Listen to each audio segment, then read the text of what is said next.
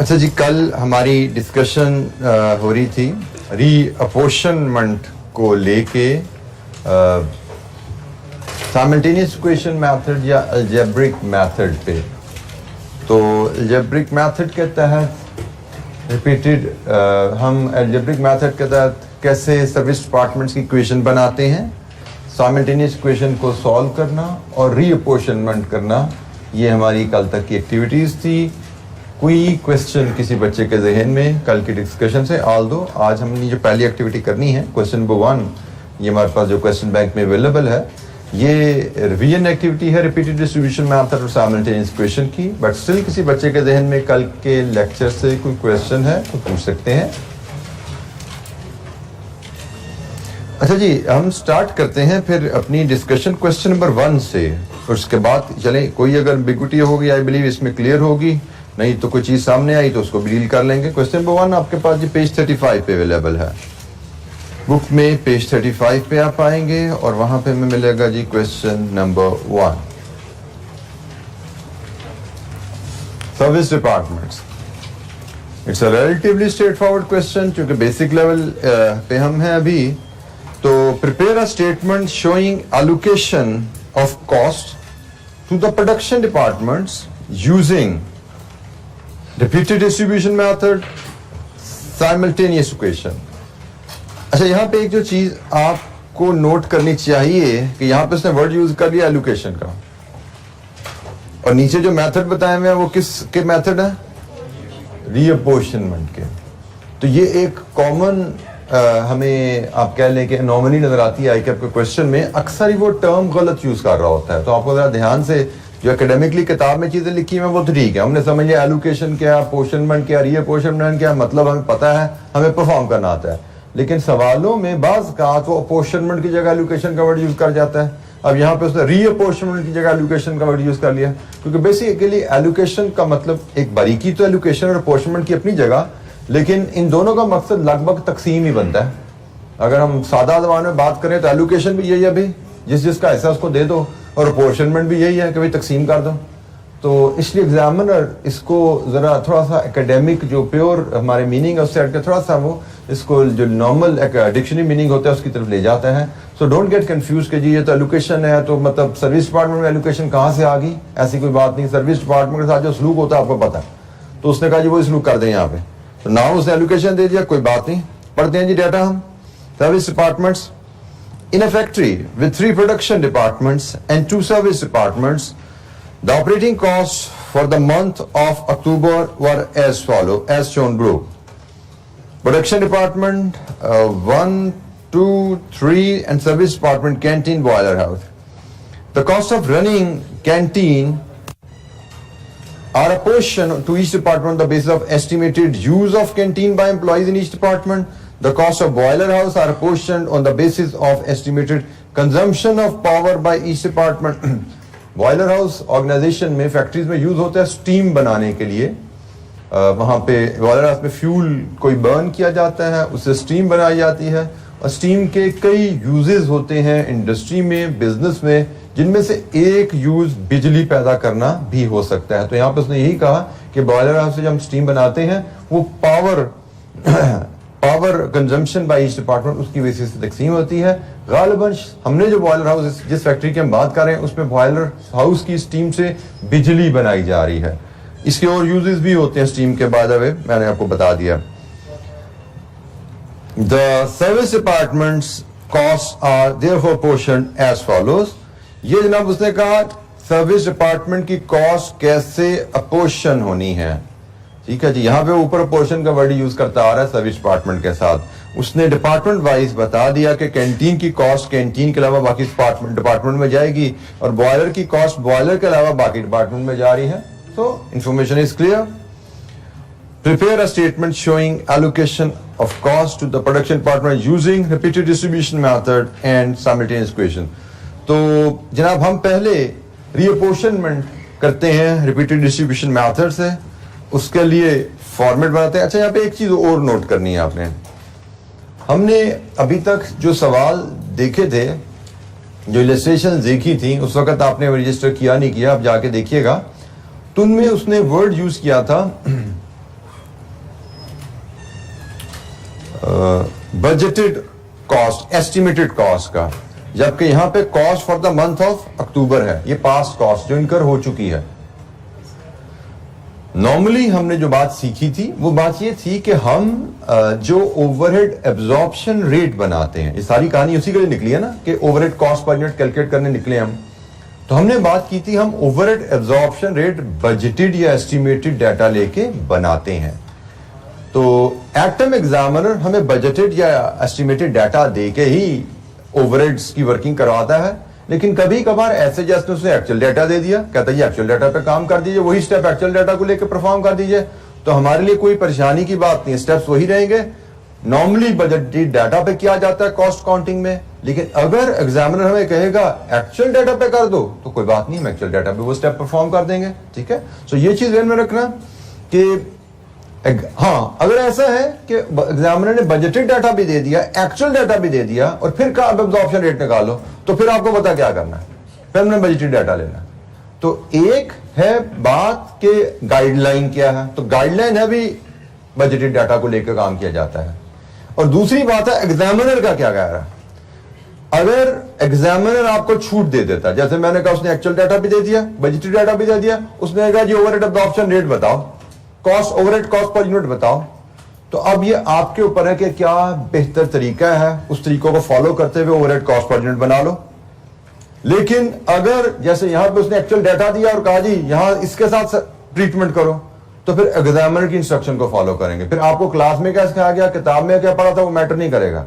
जब एग्जामिनर की specific instruction आ जाए कि भाई इस डाटा को लेके इस तरीके से काम करना है, तो फिर क्लास में क्या पढ़ा वो मैटर नहीं करेगा, जो एग्जामिनर ने लिख दिया उसको फॉलो करना है। ठीक हो गया, तो ये असूल बेसिक सा याद रखिएगा कि किसी भी पेपर में बैठे हो, किसी भी एग्जाम में बैठे हो, ये बेसिक असूल है कि आपने अपना नॉलेज उस हद तक अप्लाई करना है जिस हद तक एग्जामिनर आपको मौका दे, वो खामोशी इख्तियार करे। जहां पे वो चाहता है कि आप नॉलेज अप्लाई करो, जहां पे वो नहीं चाहता वो क्लियर लिख देगा भी ऐसे चलना है। तो जब उसने लिख दिया ऐसे चलना है, वो बेशक आपकी टीचिंग के अगेंस्ट है, आपने जो सीखा उसके अगेंस्ट है, लेकिन आपने वहां पे उससे बहस नहीं करनी, क्योंकि एग्जामिनेशन हॉल में एग्जामिनर इज द किंग, जो कह दिया उसको फॉलो करो चुप करके। अच्छा जी, अब हमें फॉर्मेट बनाना पड़ेगा एलोकेशन अपोर्शनमेंट के लिए। एलोकेटेड और अपोर्शन ओवरहेड हमारे पास है, हमने री अपोर्शनमेंट करनी है। 3 प्रोडक्शन डिपार्टमेंट, 2 सर्विस डिपार्टमेंट, बड़ा स्टैंडर्ड सा हमारा फॉर्मेट है जी। क्वेश्चन नंबर 1 हम कर रहे हैं, और इस फॉर्मेट के तहत हमें 2 सर्विस डिपार्टमेंट्स और 3 प्रोडक्शन डिपार्टमेंट्स के कॉलम बनाने हैं।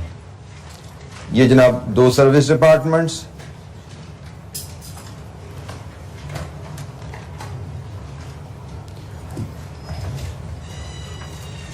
ये 3 प्रोडक्शन डिपार्टमेंट और 1 कॉलम बेसिस का। अच्छा, यहां पे भी एक थोड़ा सा हम साथ साथ प्रेजेंटेशन की बात भी सीखते जाएं। एक तो मैंने कहा दिया आपको रूलर यूज करने की आदत डालनी है, कैरी कीजिए रूलर, और उससे जहां पे टेबुलर वर्किंग है प्रेजेंट कीजिए। दूसरी बात, छोटी छोटी चीजों को सीखा कीजिए, एफिशिएंसी और प्रेजेंटेशन मैटर करती है।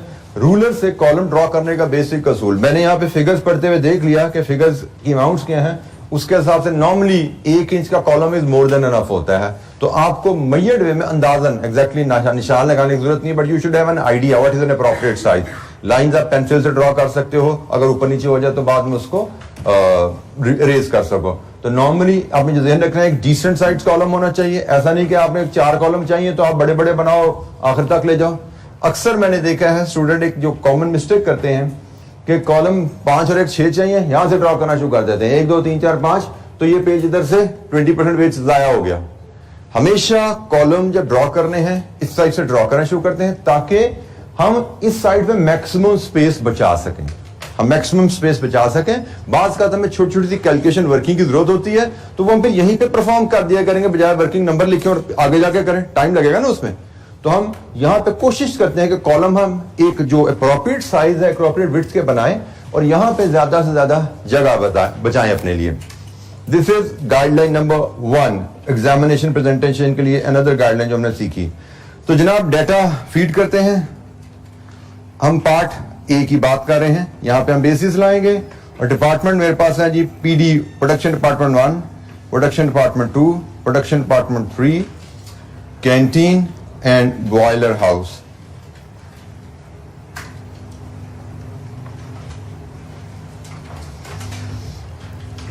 एलोकेटेड एंड अपोर्शनड ओवरहेड्स जो मुझे गिवन है 700,000, 300,000, 400,000, 78,000, 100,000। लीजिए जी, ये हमारी एलोकेटेड एंड अपोर्शन कॉस्ट है। अब हमने रीअपोर्शनमेंट शुरू करनी है रिपीटेड डिस्ट्रीब्यूशन मेथड के तहत, और उसने हमने कहा था 1 बाय 1 एक डिपार्टमेंट पकड़ेंगे। पहले कैंटीन आ रहा है तो मैं पहले कैंटीन से ही बात शुरू कर देता हूं, कैंटीन, और फिर बॉयलर हाउस आएगा। तो कैंटीन की जो कॉस्ट तकसीम होनी है क्या है जी बेसिस उसकी 40, 20, 30 एंड 10, और बॉयलर हाउस की जो बेसिस है 30 एंड 20, और just for the memorandum purposes मैं यहां पे निशान डाल रहा हूं कि भाई ये परसेंटेजेस हैं, क्योंकि ये 100 से बन रहे हैं। हमें बताया गया है परसेंटेजेस में ये मेजरमेंट्स दी जा रही हैं। तो जनाब हम पहली डिस्ट्रीब्यूशन स्टार्ट करते हैं। कैंटीन की कॉस्ट जो कि 78,000 है, इसका 40%, इसका 20%, इसका 30%, सॉरी 23400 एंड 7800।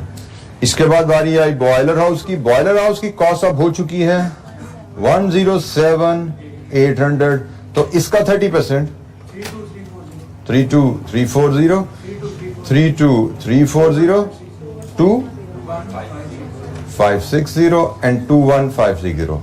लीजिए जी, ये हमारी एक डिस्ट्रीब्यूशन कंप्लीट होगी। हमने कहा था कि हमें 3 डिस्ट्रीब्यूशंस करनी है, तो मैं डिफरेंट 3 कलर्स में इनको लेके आता हूं। अगली डिस्ट्रीब्यूशन भी कैंटीन बॉयलर हाउस की होगी, और उसके बाद लास्ट डिस्ट्रीब्यूशन फिर कैंटीन और बॉयलर हाउस की होगी। और हमने जो बात सीखी थी उसके मुताबिक यहाँ पे हमें लाइन ड्रॉ करनी है, ठीक है जी, इससे हमने आगे नहीं जाना। This is enough. तो लेट्स स्टार्ट। और मैंने आपको ये भी बताया था कि ये परसेंटेजेस हमें बार बार यहाँ रिपीट करने की लिखने की जरूरत नहीं है कि फिर कैंटीन बॉयलर हाउस लिखें फिर लिखें, एक दफा आ गई है, इसी को ही हम यूज करेंगे यहाँ से।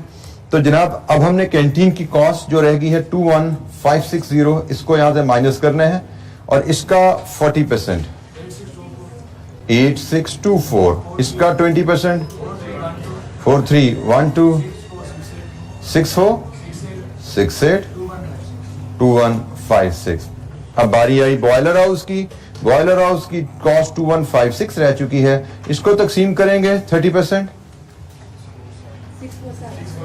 6,4,7, 6,4,7, 20%, 4,31431।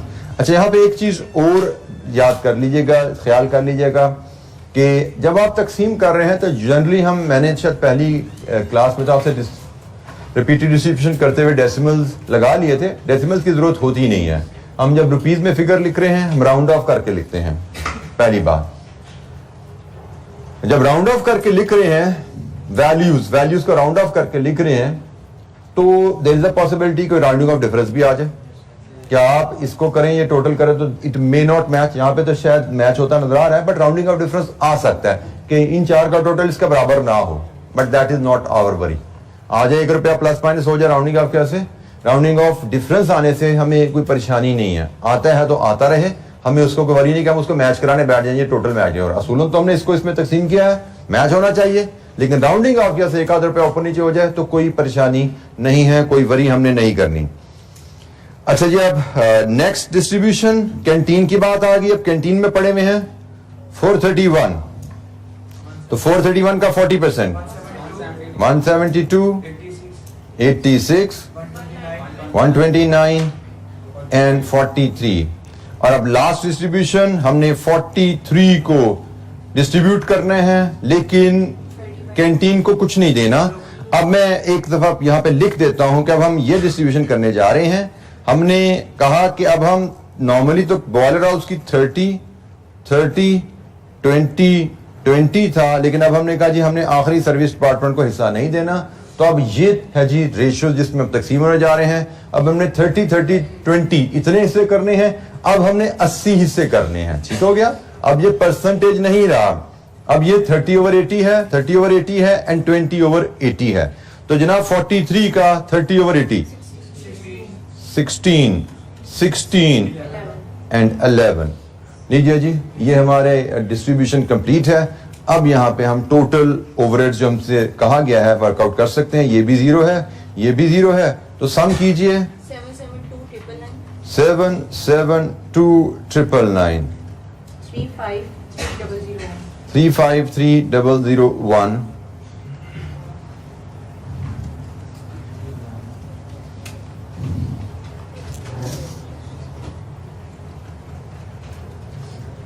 Last department PD3 451859। लीजिए जी, रिपीटेड डिस्ट्रीब्यूशन मेथड से हमने सर्विस डिपार्टमेंट्स के ओवरहेड्स को प्रोडक्शन डिपार्टमेंट्स में तकसीम किया। सर्विस डिपार्टमेंट को 0 कर दिया, सारे फैक्ट्री के ओवरहेड्स प्रोडक्शन डिपार्टमेंट में तकसीम होके आए। So ये 451999।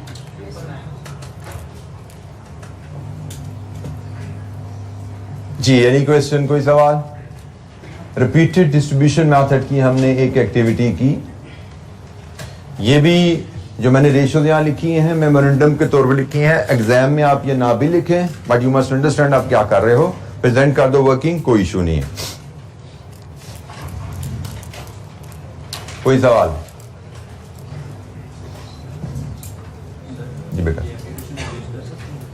एब्रीविएशन बिल्कुल एग्जामिनेशन में न्यूमेरिकल में हमें पास पेपर का सलूशन देखते हैं तो हमें एब्रीविएशन एग्जामिनर के सलूशन में नजर आती हैं, फार्मूलाज में भी नजर आती हैं और बाज़ का हमें इस तरह कॉलम के टॉप पे भी नजर आती हैं। तो यस, हम यूज कर सकते हैं, कोई हर्ज नहीं है।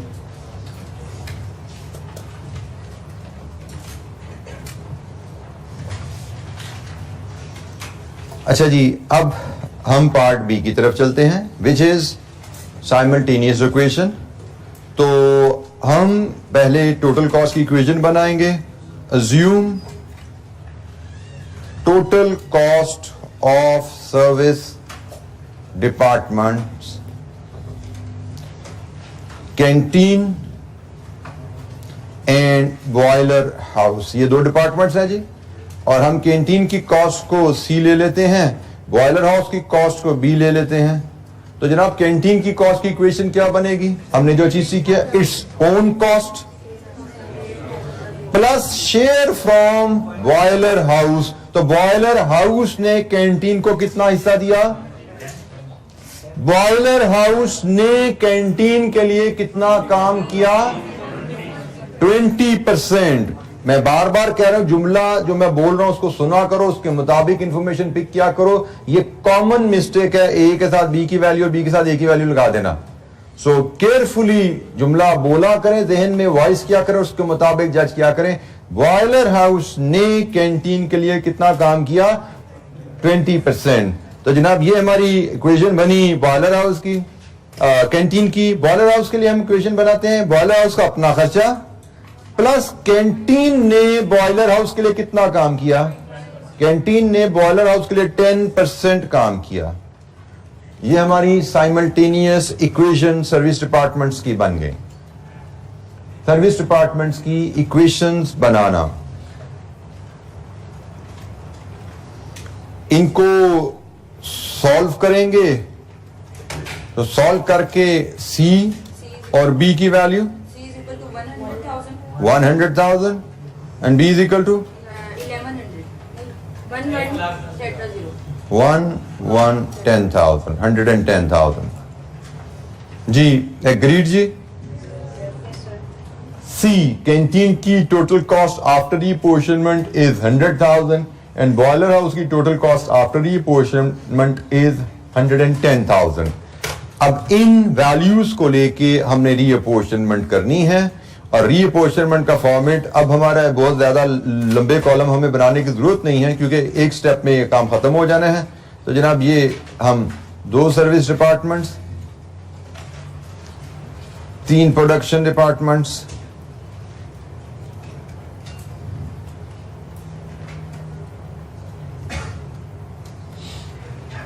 एक बेसिस का कॉलम, रीपोर्शनमेंट का फॉर्मेट तो वही है जो हमने पीछे बनाया पार्ट ए के लिए।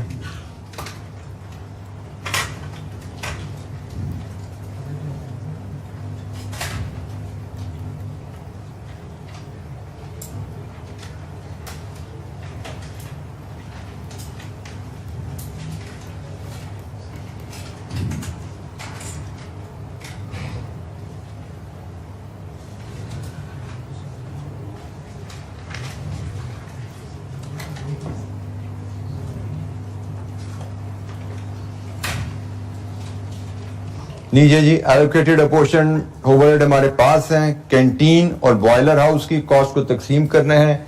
कैंटीन की बेसिस हैं 40, 20, 30 एंड 10 और ये परसेंटेजेस हैं, और बॉयलर हाउस की बेसिस हैं 30, 30, 20 एंड 20, ये भी परसेंटेजेस में है। तो जनाब हम कैंटीन की कॉस्ट, लेकिन अब जो हमने तकसीम करनी है वो है 100,000, जो हमने स्टेप 2 में वर्कआउट किया, इक्वेशन को सॉल्व करके वर्कआउट किया। 100,000 को 40%, 40,000, 20,000, 30,000 एंड 10,000। और अब हमने बॉयलर हाउस की 1,10,000 की कॉस्ट को तकसीम करना है। 1,10,000 बॉयलर हाउस की कॉस्ट वर्कआउट की थी, इसका 30%, 33,000, 33,000, 22,000 एंड 22,000। अब हम यहाँ पे जब क्लोज करके टोटल करते हैं तो हम देखते हैं कि ये भी जीरो, ये भी जीरो, ये 700, 773,000, 353,000, 452,000। और आप जस्ट फॉर योर अंडरस्टैंडिंग आप इसके आंसर को यहां पे कंपेयर करके देखते हैं तो सिर्फ ₹1 का डिफरेंस आ रहा है हर वैल्यू में। ठीक है जी, हर वैल्यू में आपका एक रुपए का ही फर्क है, जो कि सिर्फ इस वजह से कि हमने तीन स्टेजेस पे कट किया। 3 स्टेप्स के बाद पिछला सवाल खत्म, पार्ट ए खत्म किया था। अगर चौथा स्टेप कर लेते तो शायद ये डिफरेंस डेसिमल्स में आ जाता, but that is not objective. हमारा एग्जामिनेशन पॉइंट ऑफ व्यू से ये आंसर कंप्लीट है एंड वी शुड एक्सपेक्ट के फुल बटा फुल मार्क्स हमें मिलेंगे। इवन चार्ज डिस्ट्रीब्यूशन भी कर देंगे तो it will not earn us extra mark. हमारे मार्क वही जो है पूरे 3 डिस्ट्रीब्यूशन पे इंशाअल्लाह हो जाया करेंगे। तो लीजिए जी, ये हमारा पार्ट बी भी कंप्लीट हुआ। हमने जो रीअपोर्शनमेंट की एक्टिविटी सीखी थी उस पर हमने थोड़ी सी प्रैक्टिस की। Any question?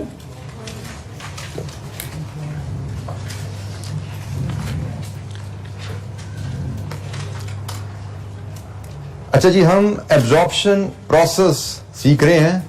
एब्जॉर्प्शन प्रोसेस क्या है? हमने शुरू में बात की थी कि overhead cost per unit estimate करने का तरीका।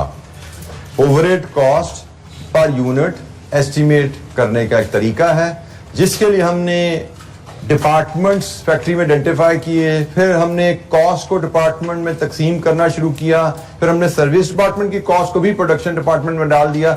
अब इन सारे स्टेप्स को परफॉर्म करने के बाद cost centre identify, allocation, apportionment, reapportionment, 4 steps हम कर चुके हैं। इसके बाद अब फैक्ट्री के सारे ओवरहेड्स प्रोडक्शन डिपार्टमेंट्स में हमारे तकसीम होके आ चुके हैं। अब एब्जॉर्प्शन प्रोसेस की लास्ट स्टेज, उस लास्ट स्टेज का नाम भी एब्जॉर्प्शन है। ठीक है, ये एब्जॉर्प्शन प्रोसेस का जो 5वां स्टेप है उसका नाम भी एब्जॉर्प्शन है। एब्जॉर्प्शन प्रोसेस में अब हमने प्रोडक्शन डिपार्टमेंट से overhead cost per unit products में एब्जॉर्ब करनी है। हम ये जो ओवरहेड एब्जॉर्प्शन रेट कैलकुलेट करते हैं, जो हम overhead cost per unit calculate करते हैं, इस ओवरहेड कॉस्ट पर यूनिट को हम ओवरहेड एब्जॉर्प्शन रेट भी कहते हैं कि किस रेट से ओवरहेड की कॉस्ट प्रोडक्ट कॉस्ट में एब्जॉर्ब करनी है या ऐड करनी है। ठीक है, एब्जॉर्ब करना, ऐड करना एक ही बात है। There are certain other terms, वो भी हम साथ साथ हमारे सामने आती जाएंगी, but for the time being हम ओवरहेड कॉस्ट पर यूनिट जो कैलकुलेट करते हैं उसको हम overhead absorption rate per unit कह रहे हैं। और ओवरहेड एब्जॉर्प्शन से मुराद है ओवरहेड कॉस्ट पर जो हमने प्रोडक्ट कॉस्ट में ऐड करनी है। तो एब्जॉर्प्शन का मतलब ऐड करना, यहां पे हम ले सकते हैं। तो अब ओवरहेड, अपोर्शन ओवरहेड को ओवरहेड कॉस्ट में एब्जॉर्ब करना, उसके कई तरीके हो सकते हैं, क्योंकि हमें एब्जॉर्प्शन के लिए कोई सूटेबल बेस चाहिए। पॉसिबल बेसिस क्या हो सकती हैं? We may decide to absorb overhead cost into products on the basis of units produced only when company is producing one product. जब कंपनी एक प्रोडक्ट बना रही है तो हम overhead absorption cost per unit direct calculate कर लेते हैं। अच्छा, यहां पे ख्याल कीजिएगा, हम जब डिपार्टमेंट्स में ओवरहेड तकसीम कर चुके हैं तो हर डिपार्टमेंट की ओवरहेड कॉस्ट अलग अलग, ओवरहेड एब्जॉर्प्शन रेट अलग अलग कैलकुलेट किया जाता है। हमने तकसीम ही इसलिए किए थे कि हम ओवरहेड एब्जॉर्प्शन रेट हर डिपार्टमेंट का अलग कैलकुलेट करेंगे, ठीक है। तो हमने कहा जी हम ओवरहेड एब्जॉर्प्शन रेट के लिए कोई बेस चाहिए, किस बेस पे हम ओवरहेड कॉस्ट को प्रोडक्ट्स में तकसीम करें। तो अगर कंपनी एक ही प्रोडक्ट बना रही है तो हम overhead absorption rate per unit बनाएंगे, लेकिन अगर कंपनी एक से ज्यादा प्रोडक्ट बना रही है, जैसे हमने बात की थी एक छोटी कुर्सी है और एक बड़ा डेस्क है, तो दोनों का overhead cost per unit same नहीं हो सकती।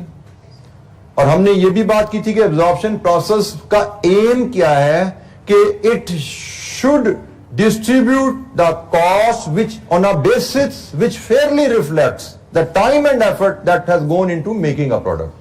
तो absorption process को प्रोडक्ट ओवरहेड को प्रोडक्ट में तकसीम ऐसे करना है कि वो एक फेयर तकसीम हो। जिस प्रोडक्ट पे ज्यादा टाइम ज्यादा एफर्ट लगी है उसको ज्यादा खर्चा जाए, जिस प्रोडक्ट पे कम टाइम कम एफर्ट लगी है उसको कम खर्चा जाए। तो इसके लिए फिर जब हम मल्टीपल प्रोडक्ट्स बनाते हैं तो फिर हम टाइम बेसिस पे चले जाते हैं, हम आवर की बेसिस पे रेट बना लेते हैं। और आवर्स कौन से यूज करें, लेबर के या मशीन के, तो ये तो डिपेंड करेगा। प्रोडक्शन हमारी मशीनों पे ज्यादा होती है, प्रोडक्शन पे हमारे लोग ज्यादा इन्वॉल्व हैं। अगर आपकी प्रोडक्शन में ज्यादा रोल मशीन्स प्ले करती हैं तो ऐसे प्रोडक्शन प्रोसेस को हम मशीन इंटेंसिव प्रोडक्शन कहते हैं। और आपकी प्रोडक्शन में अगर ज्यादा कॉस्ट आपको ह्यूमंस को पे करनी पड़ रही है, ज्यादा काम ह्यूमन स्किल इन्वॉल्व है उस प्रोडक्शन में, तो हम इसको लेबर इंटेंसिव कहते हैं। तो हम कह रहे हैं कि हम overhead cost, overhead absorption rate फिर हम पर यूनिट नहीं बनाते, पर आवर कैलकुलेट करते हैं। लेट्स अज्यूम मेरे पास एक डिपार्टमेंट है, मैं एक डिपार्टमेंट की बात करूं, डिपार्टमेंट एक्स की बात करूं मैं, अगर से डिपार्टमेंट एक्स है और वो मशीन इंटेंसिव है, तो इसलिए मैंने उसकी बेसिस मशीन आवर डिटरमाइन की है कि मैंने भाई इसका overhead absorption rate machine our base पे करना है। फार्मूला यही रहता है जो हमने पहले सीखा था, बट फार्मूला अब ये हर डिपार्टमेंट के लिए अलग अलग अप्लाई होगा, लेकिन नीचे हम बेस लेंगे जो भी मुनासिब है। वो यूनिट्स हैं, वो मशीन आवर हैं, वो लेबर आवर हैं। अगली बेसिस की बात हम बाद में करेंगे, उनको फिलहाल हम होल्ड कर रहे हैं, ये लेटर हम इस पे बात कर लेंगे। अभी हम पहली 3 बेसिस के हिसाब से ही अपनी डिस्कशन को कैरी करेंगे आगे। तो मैंने डिपार्टमेंट एक्स के let's assume after allocation, apportionment, reapportionment उसके ओवरहेड्स आए जी 1,50,000। और मैंने देखा मेरी फैक्ट्री में डेस्क बनाने में, चेयर बनाने पे टोटल टाइम जो लगेगा वो 1,00,000 मशीन आवर्स हैं। तो मेरा यहां से ओवरहेड एब्जॉर्प्शन रेट क्या आएगा, ₹1.5 पर मशीन आवर। ये मुझे क्या बता रहा है कि भाई डिपार्टमेंट एक्स में 1 घंटा मशीन चलती है तो ₹1.5 खर्चा ओवरहेड की मद में लग जाता है। ये हमने अंदाजा लगाया है, ये एक्यूरेट नहीं है क्योंकि डायरेक्ट नहीं है भाई, ये हमने अंदाजा लगाया है कि डिपार्टमेंट एक्स में टोटल ओवरहेड्स अंदाजन एलोकेशन, अपॉर्शनमेंट, रीअपॉर्शनमेंट के बाद टोटल ओवरहेड्स अंदाजन इतने खर्च होंगे। और हमने अंदाजा लगाया है कि हमने अगले महीने में जो हमें ऑर्डर्स आए हुए हैं उनके मुताबिक डेस्क जो बनाएंगे, उनके मुताबिक जो चेयर्स बनाएंगे, उनमें जो मशीन आवर लगेगा वो 100,000 है। तो अगले महीने 1.5 लाख का खर्चा होना है, अगले महीने 1 लाख घंटे हमने काम करना है। इसका मतलब अंदाजन हमारा खर्चा 1.5 मशीन आवर पर मशीन आवर आएगा, ₹1.5 पर मशीन आवर आएगा। अब जब ये मेरे पास मशीन रेट आ गया पर मशीन आवर, तो अब मेरे लिए overhead cost per unit calculate करना बड़ी आसान है। ओवरहेड कॉस्ट पर यूनिट हमारे पास फिलहाल, अगर मैं डिपार्टमेंट एक्स के अंदाज में बात करूं तो भाई लेट्स अज्यूम फॉर एग्जांपल मेरे पास वो होगा, चले पहले इसको मैं फॉर्मूला बता देता हूं, time required per unit into overhead absorption rate per unit, sorry per hour. तो इसको टाइम की जगह मैं आवर्स कर देता हूं. Hours required for 1 unit into overhead absorption rate per our. For example मैं इसी डिस्कशन को कंटिन्यू करते हुए अगर मैं डेस्क की बात कर रहा हूं तो डेस्क पे मुझे पता लगे कि मेरे लगते हैं 8 घंटे, तो 8 घंटे इंटू 1.5 कितने रुपए लगेंगे? ₹12 पर आवर. इसके ओवरहेड बन जाएंगे ₹12 पर आवर. और मैं अगर चेयर की बात करूं तो चेयर का मुझे पता लगे इस पे लगते हैं 2 घंटे, छोटी प्रोडक्ट है, तो 2 into 1.5 it is 3 per hour और 3 पर यूनिट. तो ये है जनाब एब्जॉर्प्शन प्रोसेस. फाइनल जो स्टेप है, अगर तो हम एक प्रोडक्ट बना रहे हैं ना, फिर तो जब हम रेट निकालेंगे ये डायरेक्ट रेट ही पर यूनिट आ जाता है. अगर हम एक प्रोडक्ट बना रहे हैं तो हमारी बेस फिर होगी यूनिट्स, हमारी बेस यूनिट होगी. हम ये direct overhead cost per unit निकाल लेते हैं, यहां से direct overhead cost per unit निकाल लेते हैं. लेकिन अगर हमने बेस सिलेक्ट किया आवर, फिर overhead cost per unit 2 step में आती है. पहले स्टेप में आप overhead absorption rate per our निकालते हो और फिर जिस प्रोडक्ट की कॉस्ट चाहिए उसका टाइम लिया, रेट से मल्टीप्लाई कर दिया. हमने रेट निकाल लिया जी 1.5 पर आवर, क्योंकि हमारे पास 2 प्रोडक्ट्स थी, हम पर यूनिट नहीं निकाल सकते थे. 2 प्रोडक्ट्स थी तो हमने आवरली रेट निकाला. अब जिस प्रोडक्ट पे जितना टाइम लग रहा है मल्टीप्लाई करो, ओवरहेड कॉस्ट पर यूनिट आ जाएगी. सो ये है हमारा जी आखिरी एब्जॉर्प्शन प्रोसेस का स्टेप.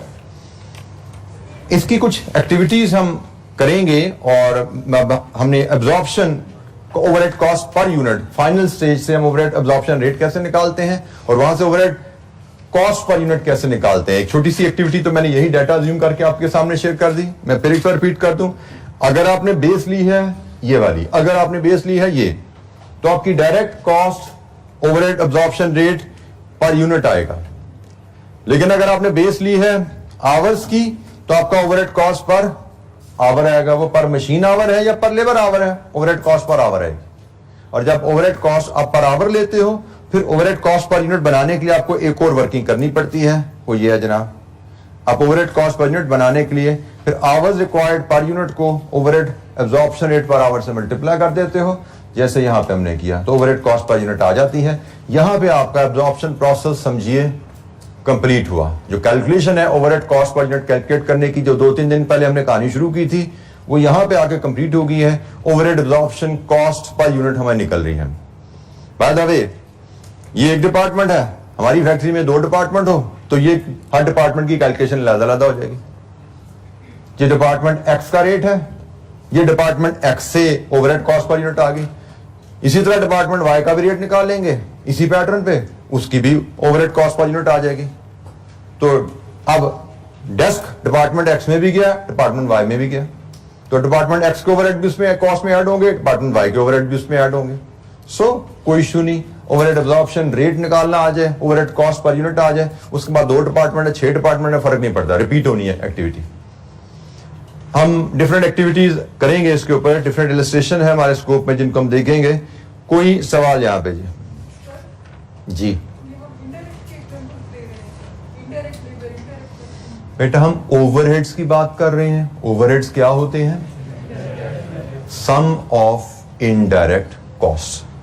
ओवरहेड्स की बात करते आ रहे हैं ना भाई, हमारे चैप्टर का नाम ही ओवरहेड है और ओवरहेड की डेफिनेशन पिछले चैप्टर में हमने पढ़ी थी. सॉरी, डेस्क और चेयर में बेटा हमने देखा कि डेस्क बनाने पे कितने घंटे लगे फैक्ट्री में. डेस्क बनाने पे 8 घंटे लगे. तो ये हमने अंदाजा लगाया है कि हमारी फैक्ट्री में 1 घंटे में ₹1.5 के ओवरहेड खर्च होते हैं. बिजली, किराया, तनख्वाहें, पर आवर हमें ओवरहेड की मद में 1.5 रुपीज लगते हैं. तो डेस्क पे 8 घंटे लगे हैं तो एक डेस्क पे 12 रुपए डाल दो. कुर्सी पे 2 घंटे लगे हैं तो एक कुर्सी को 3 रुपए डाल दो. दिस इज ऑल एस्टिमेशन, क्योंकि this can not be measured with accuracy. ये बात तो हम शुरू में कर चुके हैं. ठीक है, एब्जॉर्प्शन प्रोसेस में हम estimated overhead cost per unit calculate करना सीखते हैं. जी एनी क्वेश्चन? कोई और सवाल? किसी बच्चे के जहन में कोई और सवाल यहां पे जी?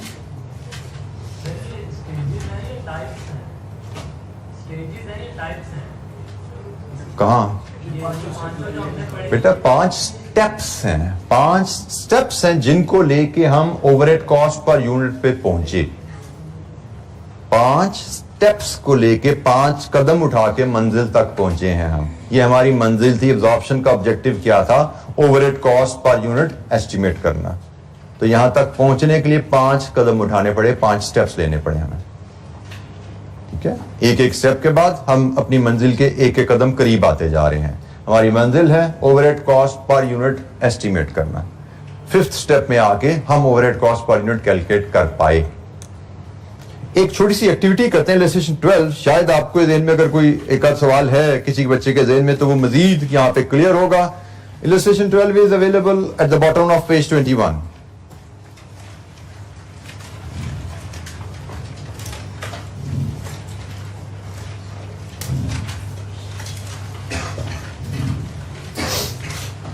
ये जी इलस्ट्रेशन 12 है। सबसे पहले रिक्वायरमेंट पढ़ते हैं। हमें रिक्वायरमेंट में कहा गया जी calculate overhead cost absorbed in each unit of product X. Overhead cost per unit of product X बताना है और cost per unit of product x भी बताना है। क्योंकि हमने कहानी शुरू ही ऐसे की थी कि हम प्रोडक्ट की कॉस्ट जानना चाहते हैं। डायरेक्ट कॉस्ट आसानी से मुहैया हो जाती है और प्रोडक्ट कॉस्ट में तो direct cost plus indirect production cost दोनों आनी होती हैं। इनडायरेक्ट कॉस्ट का मसला है, उसके लिए हमने एब्जॉर्प्शन प्रोसेस सीखा कि इनडायरेक्ट कॉस्ट पर यूनिट कैसे एस्टिमेट करनी है। तो इस क्वेश्चन में गालबन डायरेक्ट कॉस्ट का डाटा भी गिवन होगा। उसने हमसे कहा जी ओवरहेड कॉस्ट पर यूनिट बताइए क्या है, एस्टिमेट कीजिए और फिर डायरेक्ट कॉस्ट में ऐड करके कॉस्ट पर यूनिट भी बताइए। तो let's read the data. Illustration 12। J Limited is a manufacturing company producing product X which has the following cost card. Cost card से मुराद a statement which has cost per unit information. Cost card से मुराद एक statement छोटी सी जिसमें cost per unit की information होती है। तो ये जनाब cost per unit की information है। डायरेक्ट लेबर 5 रुपए के हिसाब से 20 रुपए, डायरेक्ट मटीरियल 2 रुपए का 2 किलो 5 रुपए के हिसाब से 10 रुपए, डायरेक्ट एक्सपेंसेस 2 रुपए, prime cost sum of direct cost को प्राइम कॉस्ट कहा जाता है। तो उसने कहा जी प्राइम कॉस्ट 32 है इसकी। इसके बाद वो कहता है जी JS limited produces and sales 2000 units in a month. महाना 2000 यूनिट बनाती है। JS absorbed overheads based on the number of units. उसने एब्जॉर्प्शन की बेसिस भी बता दी।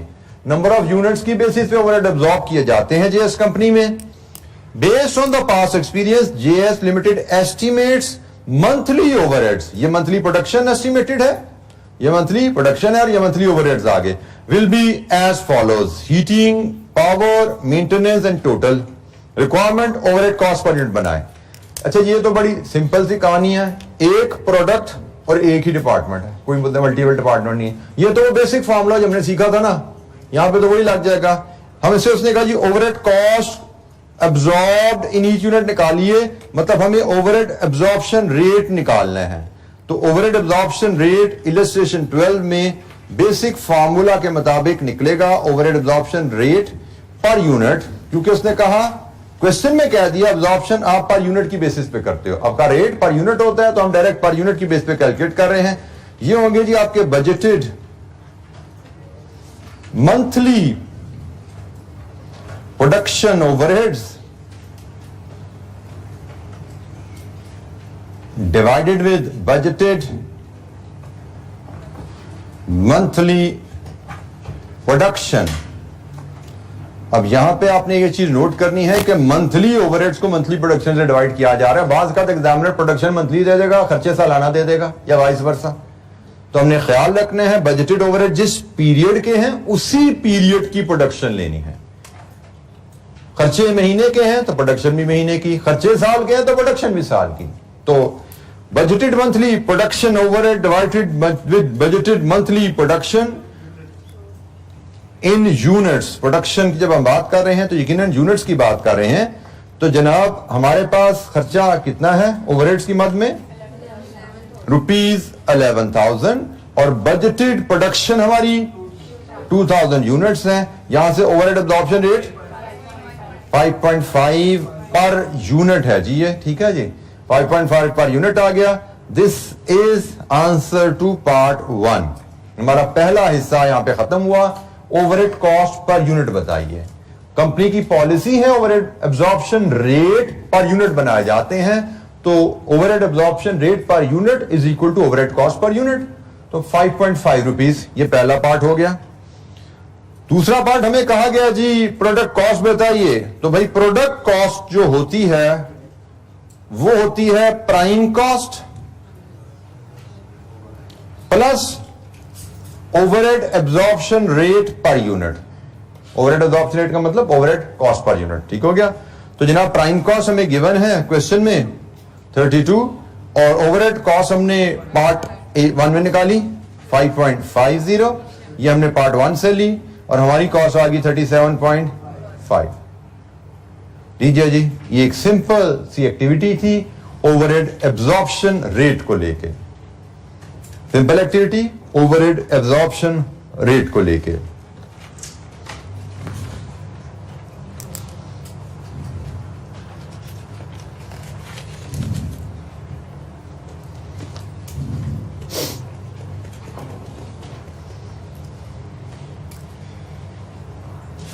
अच्छा जी, अब हम थोड़ी सी एक बेसिक एक्टिविटी है लेकिन इससे एक स्टेप आगे जाके इलस्ट्रेशन नंबर 13 देखते हैं। और this should now complete your learning, this illustration should now complete your learning of overall absorption process. ठीक है, तो ये इलस्ट्रेशन इंशाअल्लाह में हम करेंगे तो हमारा प्रोसेस पे लर्निंग कंप्लीट हो जाएगी। रिक्वायरमेंट इसकी क्या जी? हमेशा रिक्वायरमेंट से पढ़ते हैं सवाल पहले। Calculate the following machining department overhead absorption rate. अब ये डिपार्टमेंट के ओवरहेड एब्जॉर्प्शन रेट आ रहे हैं। Assembly department overhead absorption rate per hour, दोनों की बेसिस आवर है। Overhead cost per unit of E is hour product. Overhead cost per unit of E using departmental OR. ये ऊपर जो दो डिपार्टमेंटल आपने ओवरहेड एब्जॉर्प्शन रेट निकाले हैं, इनको लेके cost per unit, overhead cost per unit निकालिए प्रोडक्ट ई की। ठीक है जी, तो लेट्स रीड द डाटा और फिर देखते हैं हमने कैसे प्रोसीड करना है। Babar limited makes 3 products D, E and F. Each passes through 2 departments, machining and assembly. Labor hours used in each department by each product. Labor hours used in each department by each product. Product D, machining में कितना काम हुआ, assembly में कितना काम हुआ। E, machining में कितना काम हुआ, assembly में कितना। F, machining में काम इस पे नहीं होता, इस पे सिर्फ assembly में काम होता है। तो हर प्रोडक्ट पे हर डिपार्टमेंट ने कितना काम किया। Production is expected as follows. हमने प्रोडक्शन कितनी करनी है, डी की, ई की, एफ की। और overhead are budgeted as follows. और ये ओवरहेड सिर्फ प्रोडक्शन डिपार्टमेंट के ओवरहेड्स हैं, मतलब एलोकेशन, अपोर्शनमेंट और रीअपोर्शनमेंट हो चुकी है। सारे खर्चे सिर्फ प्रोडक्शन डिपार्टमेंट में तकसीम होने के बाद क्या बचे वो गिवन है। तो हम कंप्रीहेंसिव क्वेश्चन आगे चल के करेंगे, बट फिलहाल हम सिर्फ एब्जॉर्प्शन प्रोसेस को फोकस कर रहे हैं कि एलोकेशन, अपोर्शनमेंट, रीअपोर्शनमेंट हम अलग-अलग एक्टिविटीज एग्जांपल में सीख चुके हैं। अब ये उसकी बात की कहानी है कि एलोकेशन, अपोर्शनमेंट, रीअपोर्शनमेंट के बाद आपस प्रोडक्शन डिपार्टमेंट में ये 2 खर्चे बचे हैं, 2 डिपार्टमेंट के खर्चे हैं। और अब हमसे कहा जा रहा है जी यहां से आगे जो एब्जॉर्प्शन प्रोसेस है, एब्जॉर्प्शन प्रोसेस क्या होता है, एब्जॉर्प्शन रेट डिटरमिन करना और उसके बाद overhead cost per unit. This is the 5th stage ना, 5वीं स्टेज यही है। तो सिर्फ 5वीं स्टेज का डाटा में दिया गया है कि भाई एब्जॉर्प्शन प्रोसेस परफॉर्म कीजिए। एब्जॉर्प्शन का जो प्रोसेस है स्टेज वो 5 परफॉर्म कीजिए, जिसमें एब्जॉर्प्शन रेट लेने हैं और आपने फिर ओवरहेड कॉस्ट पर यूनिट लेनी है। अच्छा जी, अब हम 1 बाय 1 कैलकुलेशन परफॉर्म करते हैं। सबसे पहले हम मशीनिंग डिपार्टमेंट के ओवरहेड एब्जॉर्प्शन रेट की बात करते हैं। Illustration number 13, machining department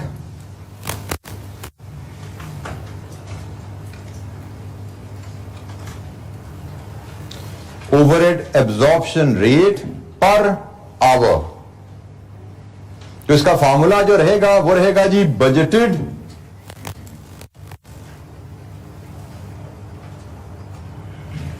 production overheads in machining department divided with base दी गई है उसने आवर, ठीक है जी। तो हम यहां पे आवर्स, हमें लेबर आवर्स की टर्म में डाटा दिया गया है, तो हम budgeted labour hours in machining department, ये जी फार्मूला हमारा ओवरहेड अब्जॉर्प्शन रेट का। कोई दिक्कत जी? ओवरहेड अब्जॉर्प्शन रेट का यही तरीका निकलेगा। उसने कहा जी overhead absorption rate per hour होता है, तो पर आवर होता है तो फार्मूला जी budgeted overhead divided budgeted hour. Per unit निकालना होता सीधा, जैसे पिछली रजिस्ट्रेशन में निकाला, तो budgeted overhead divided with budgeted production हो जाता है। बट पिछले सवाल में हमने पर यूनिट क्यों निकाला? There was only one product. Now here we have 3 products, 3 products हैं, तो यहां पर रिकमेंडेड ही नहीं है पर यूनिट निकालना, यहां तो रिकमेंडेड ही पर आवर होता है। उसने कह भी दिया पर आवर निकालना है, तो जब पर आवर निकालना है तो ये जनाब overhead absorption rate per our का फार्मूला है। हम इसमें वैल्यूज फीड करने चलते हैं। तो बजटेड ओवरहेड्स मशीनिंग डिपार्टमेंट के हमें रेडीली अवेलेबल हैं 400,000, लेकिन budgeted labour hours machining department के हमें अवेलेबल नहीं है। हमें मशीनिंग डिपार्टमेंट में कितने घंटे काम करना है ये हमें नहीं पता, इसके लिए हम एक छोटी सी वर्किंग बनाते हैं। अच्छा, यहां पे ना अब वर्किंग में फिलहाल तो मैं वर्किंग बड़ी एलैबोरेटेड बना रहा हूं ताकि आप चीजों को ऑब्जॉर्व कर सकें, लेकिन with the passage of time जब हम एक कॉन्सेप्ट समझ लेते हैं वर्किंग के पीछे क्या है, तो हम वर्किंग को एफिशिएंटली रिप्रेजेंट कर सकते हैं। जैसे ये वर्किंग मैं चाहता तो मैं फॉर्मूले में यहीं पे बना देता, मैं यहीं पे कैलकुलेट कर देता अपना टाइम बचाने के लिए। एक लाइन की वर्किंग होती है मेरी, और ये मैं यहीं पे कैलकुलेट कर देता, काफी होती। लेकिन आपको सिखाने के लिए इसको नंबर देके मैं आगे लेके जा रहा हूं, लेकिन शायद अगले सवालों में मे भी एक आध सवाल के बाद मैं इसको एक लाइन में ले आऊं, क्योंकि आई वुड अंडरस्टैंड कि अब आप चीज को समझ चुके हैं। अब मैं एक लाइन में प्रेजेंट कर दूं तो आपको कोई इसमें हर्ज नहीं होगा।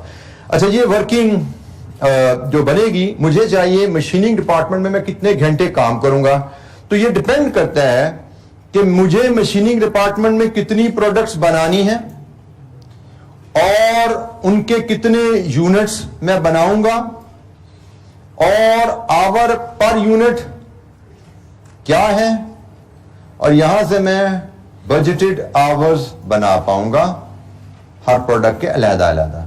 तो फिलहाल मैं बड़ी डिटेल वे में ये वर्किंग प्रेजेंट कर रहा हूं आपके सामने, जो मैं एक लाइन में कर सकता हूं।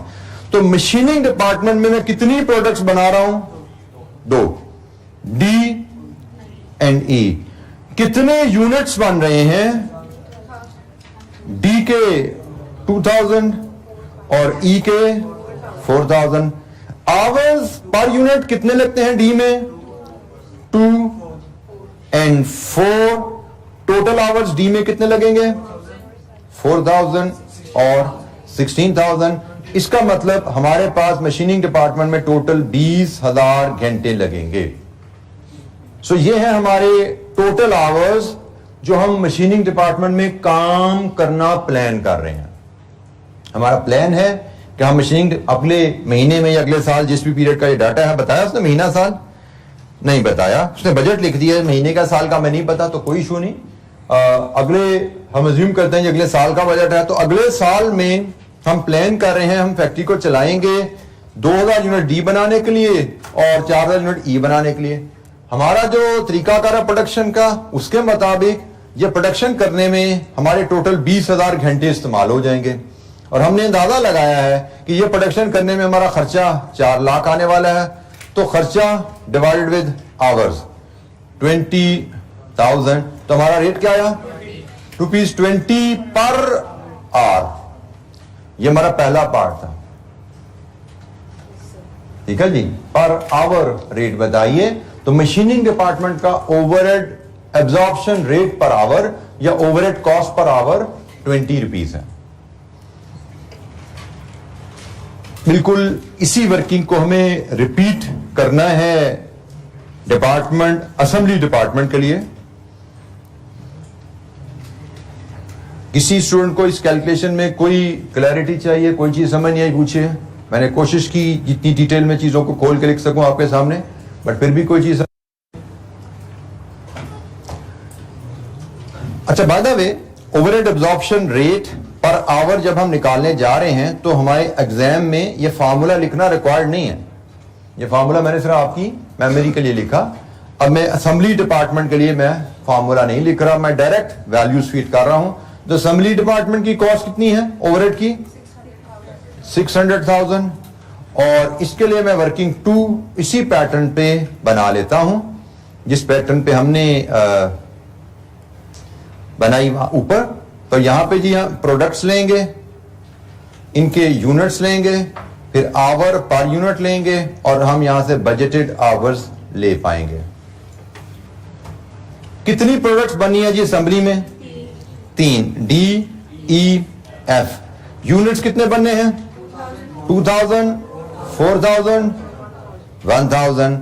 टाइम पर यूनिट असेंबली में 2 hours, 1 hours, 8 hours. Total time लगेगा 4000, 4000, 8000, दिस इज 16,000। तो इसका मतलब हम जो प्रोडक्शन करने जा रहे हैं उस प्रोडक्शन के लिए हमें असेंबली डिपार्टमेंट को 16,000 आवर्स चलाना पड़ेगा। तो जनाब इसका overhead absorption rate is 600,000 over 1600,000 hours. कितना जी? 37.50 रुपीज पर आवर। ये जी डिपार्टमेंट असेंबली का ओवरहेड एब्जॉर्प्शन रेट आ गया। हमसे कहा गया था दोनों डिपार्टमेंट्स के overhead absorption rate per our बताइए।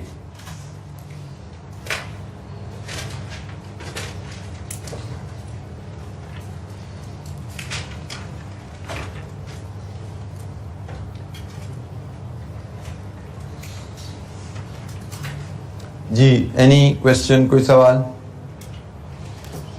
पार्ट 1 भी हो गया, पार्ट 2 भी हो गया। Part 3 overhead cost per unit of E using departmental overhead rate. हमने 2 डिपार्टमेंट्स के ओवरहेड रेट पर आवर निकाले हैं। हमसे कहा जा रहा है जी ओवरहेड कॉस्ट पर यूनिट बताइए। अब नेक्स्ट पार्ट के लिए ओवरहेड कॉस्ट पर यूनिट बनाने के लिए हम देखेंगे कि प्रोडक्ट ई की हम बात कर रहे हैं। प्रोडक्ट ई पे किन डिपार्टमेंट्स ने कितना टाइम लगाया और accordingly we can have rate per hour, overhead absorption rate per our.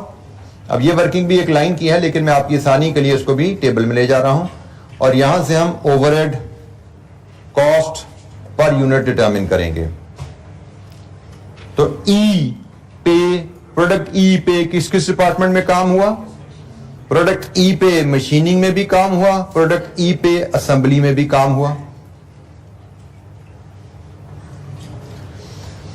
Our per unit 4 hours product ई पे मशीनिंग में लगे और 1 आवर प्रोडक्ट ई में असेंबली पे लगे। रेट मशीनिंग में 20 ओवरहेड रेट पर आवर है, रेट पर आवर 20 है मशीनिंग का और 37.5 है।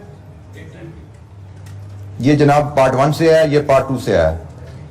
और इसके मुताबिक हमारी ओवरहेड कॉस्ट प्रोडक्ट ई के लिए असेंबली डिपार्टमेंट में 80 है और मशीनिंग 80 है, असेंबली की 37.5 है। टोटल हो गया 117.50। ये जी सारी कहानी थी जहां पे हम पहुंचना चाहते थे, जिसके लिए सारा हमने बिखेड़ा डाला था कि ओवरहेड एब्जॉर्प्शन रेट निकाला था हमने पर आवर। असल हम जानना चाहते थे overhead cost per unit determine करना। तो overhead cost per unit determine करना हमने प्रोडक्ट ई की overhead cost per unit determine की। हमने देखा कि प्रोडक्ट ई पे 2 डिपार्टमेंट में काम होता है, उन दोनों डिपार्टमेंट में कितने कितने घंटे लग रहे हैं और हर डिपार्टमेंट के आवर्स को उसकी कॉस्ट पर आवर से मल्टीप्लाई किया तो हमें पता लगा प्रोडक्ट ई पे मशीनिंग में 80 रुपए के ओवरहेड लगते हैं, असेंबली में 37.5 के ओवरहेड लगते हैं। प्रोडक्ट ई पे टोटल 2 डिपार्टमेंट में कितने लग रहे हैं? यस, एज एन एक्टिविटी अगर मैं overhead cost per unit D की निकालूं एक लाइन में, डी पे 2 घंटे मशीनिंग में लगते हैं इनटू 20 प्लस 2 घंटे असेंबली में लगते हैं, तो टोटल कितना बना 115 पर यूनिट। ये हम प्रेजेंटेशन जो टेबल में थी ना, तो उसको मैंने एक कॉलम में की, दोनों एग्जाम पॉइंट से फुल बटा फुल नंबर है, ठीक है। तो हमें आइंदा इस तरह की प्रेजेंटेशन कर लिया करेंगे, ये मैंने पहले आपको सिर्फ समझाने के लिए बताई। इसी तरह अगर मुझे यहां पे overhead cost per unit of F निकालनी पड़े, तो उसमें तो सिर्फ 8 घंटे लग रहे हैं असेंबली डिपार्टमेंट में। कितनी जी 300 पर यूनिट। तो ओवरहेड कॉस्ट पर यूनिट, वो जो बात थी कि एम है कि Fairlie time and effort reflect हो जाए, तो हमने जो ओवरहेड एब्जॉर्प्शन का प्रोसेस सीखा, जो ओवरहेड एब्जॉर्प्शन रेट डिटरमिन करना सीखा, उसकी मदद से ओवरहेड कॉस्ट पर यूनिट हम ले रहे हैं। कोई सवाल यहां तक? अच्छा जी, अब हमने एब्जॉर्प्शन प्रोसेस कंप्लीट कर लिया है। कल हम थोड़ी सी एक मजीद जरा सी डिस्कशन ओवरहेड की करके फिर हम एग्जाम लेवल क्वेश्चन है 3 हमारे एजेंडे पे, 2 या 3 क्वेश्चन है, देख लेते हैं। यहां पे डिफाइंड होगा हमारे एजेंडे में, स्लाइड पे होगा जी। 3 क्वेश्चन है जी, 2, 3, 4। तो ये 3 क्वेश्चन हम करेंगे यहां तक कि लर्निंग को कंफर्म करने के लिए, ठीक है जी। We are still moving on this chapter भी खत्म नहीं हुआ, चलता रहेगा आगे भी। Thank you very much. अस्सलाम वालेकुम।